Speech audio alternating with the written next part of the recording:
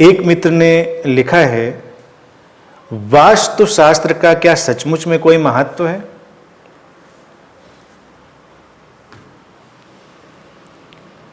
अब वास्तुशास्त्र के नाम पर क्या चलता है इसको समझना पड़ेगा। एक तो वास्तुशास्त्र जो आर्किटेक्चर है उसको कहते हैं, यानी कि जो इंजीनियरिंग है, जो उस स्थापत्य को बनाने वाली समझ है, विज्ञान है, तकनीक है, हम उसको वास्तुशास्त्र कह सकते हैं। तो प्राचीन काल में जब भवनों का निर्माण होता रहा था तो उसके लिए एक शब्द आया था वास्तुशास्त्र। आज भी मैं समझता हूँ पढ़ाई में इसका उपयोग होता है लेकिन उसको हम कहें वो एक सिविल इंजीनियरिंग है, वो आर्किटेक्चर का एक जो ढंग है वो है कि आप चीज़ों को कैसे क्रिएट करेंगे, उनकी जो मजबूती है, उनकी व्यवस्था है, सुविधा है, वो सब आप कैसे बनाएंगे। तमाम उसके पहलू हो सकते हैं, क्योंकि एक घर अगर बनता है या कोई भी चीज़ बनती है तो उसमें वास्तु क्या है, बस इतना ही है कि वो कितना सुविधाजनक, कितना कंफर्टेबल है, उसमें रोशनी आती कि नहीं आती है, उसमें हवा आती है कि नहीं आती है, लोगों का मोमेंट कितना उसमें अच्छा होगा, रहने वाले लोगों को कितना अच्छा फील होगा। ये सब चीज़ें भी उस इंजीनियरिंग का, उस विज्ञान का हिस्सा है। लेकिन फिर जो वास्तु चलता है आम तौर से लोगों के अंदर कि यहाँ खिड़की खोल देंगे तो ये हो जाएगा, यहाँ दरवाज़ा खोल देंगे तो ये हो जाएगा, यहाँ आग जलाएंगे तो ये होगा, यहाँ पानी रखेंगे तो ये होगा, ये सारी चीज़ें केवल अंधविश्वास हैं, जड़ताएं हैं। इनमें तिनका भर भी कोई तत्व नहीं है, तिनका भर भी इनमें कोई अर्थ नहीं है। क्योंकि भारत में तो इन चीज़ों को लंबे समय से लोग जानते रहे। यहाँ का विज्ञान है कि ये लक्ष्मी जी की जगह है, ये गणेश जी की जगह है, ये इन समृद्धि को लाने वाली जगह है, ये बुरी चीज़ों को भगाने वाली जगह है, ऐसा करेंगे तो ऐसा हो जाएगा। सब बनाने के बाद कितनी लक्ष्मी आ गई, कितना हमने धन पैदा किया, पूरा देश एक गरीबी में डूबा रहा, सारे घर वास्तु पे ही बनते रहे, सब स्थान बिल्कुल क्लियर थे, स्पष्ट थे कि ये भगवान का स्थान है, याग का स्थान है, लोग रोटी रोटी को मोहताज होते रहे।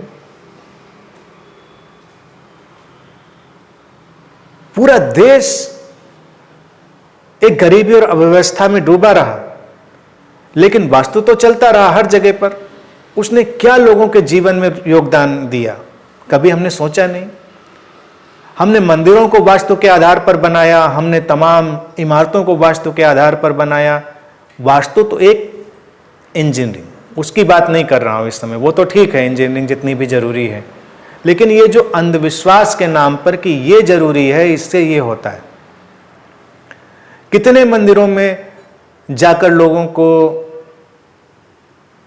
अवेकनिंग हुई, उनके अंदर आध्यात्मिक जागृति हुई, आध्यात्मिक समझ बढ़ी। इसका हमने कभी कोई कैलकुलेशन नहीं किया, कोई डेटाबेस तैयार नहीं किया, तो अंधविश्वास चलता रहा। ये जब यहाँ का ये अनंत का जब बुद्ध क्षेत्र बन रहा था तो मेरे पास एक बड़े अच्छे ज्योतिषी वास्तुशास्त्री आए और वो कहने लगे कि ये जो आपका स्ट्रक्चर है ये ध्यान के बिल्कुल खिलाफ है। मैंने कहा कैसे? उन्हें कहा जो बीम्स पड़ती हैं उनके नीचे ध्यान नहीं होता, उनके नीचे ध्यान नहीं करना। आपने यहाँ देखिए, चूँकि हमने कोई बीच में पिलर नहीं दिया, ये तो इंजीनियरिंग है, या तो आप सपोर्ट देने के लिए कोई पिलर लेते, तो हम लोगों ने बीम्स ली, तो यहाँ से वहाँ तक तमाम बीम्स हैं। उनको हमने खूबसूरत ढंग से डिज़ाइन किया। तो उन्होंने कहा बीम के नीचे बैठकर तो मन अशांत होता है, ध्यान नहीं होता। तो मैंने कहा ऐसा ध्यान तो 2 कौड़ी का है जो बिना बीम के होता हो, हमारे यहाँ तो बीम के साथ ही ध्यान होगा। हमने और बनवानी हो या और उसमें क्या क्या चीज़ें ध्यान में नुकसान करती हैं आप वो बता दीजिए, तो हम वो सारे भी इंतजाम वहाँ कर देंगे। और उसके बाद भी ये ध्यान की अप्रतिम जगह होगी, अनप्रेसिडेंटेड, अपूर्व जगह होगी, जहाँ पर लोग प्रवेश करते ही ध्यान में डूबेंगे। मैंने कहा बिल्कुल मेरी तरफ से तय बात है, जितना भी ध्यान के लिए नुकसान करने वाला मटेरियल है आप तुम बताओ मुझको, मैं सब कर दूंगा यहाँ पर। और उनके हिसाब से तो कुछ भी ठीक नहीं है, लेकिन लोग सीढ़ियों से ऊपर आते हैं, हिमालय भी घूम कर आए होते हैं, तब उनको यही एहसास होता है कि हिमालय में भी वो शांति नहीं मिलती है जो यहाँ की सीढ़ियाँ चढ़ते ही शांति उनको घेरने लगती। वो वातावरण है, वो यहाँ की ऊर्जा है, वो इंटेंसिटी है, वो प्रेजेंस है जो काम करती है। घर घर में रहने वाले लोगों की वजह से बदलते हैं, घर की व्यवस्थाओं से नहीं बदलते हैं।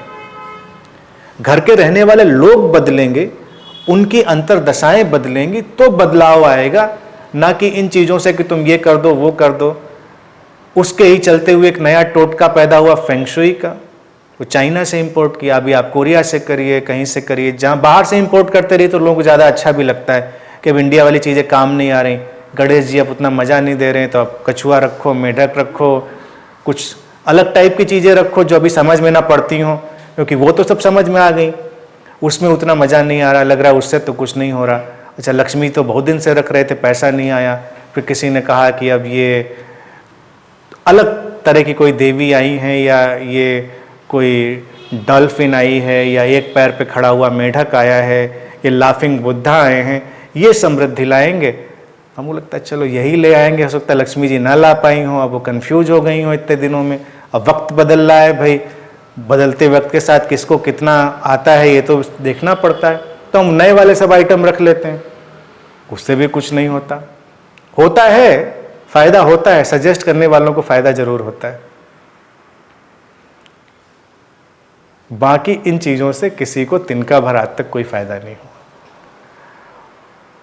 हम लोग कभी चैलेंज नहीं करते इन चीजों को, और इन पर हम बहुत ही ओपन माइंडेड ढंग से सोचने की कोशिश नहीं करते, डरते हैं हम लोग। अगर हम बहुत ही खुले दिमाग से सोचने की कोशिश करेंगे तो सारी ये बेकार की चीजें हट जाएंगी। यही सब चीजें हटानी हैं इस देश से। जब ये सब हटेंगी तभी कोई किसी का शोषण नहीं कर पाएगा, कोई किसी को एक्सप्लॉइट नहीं कर पाएगा। इन बातों को समझें।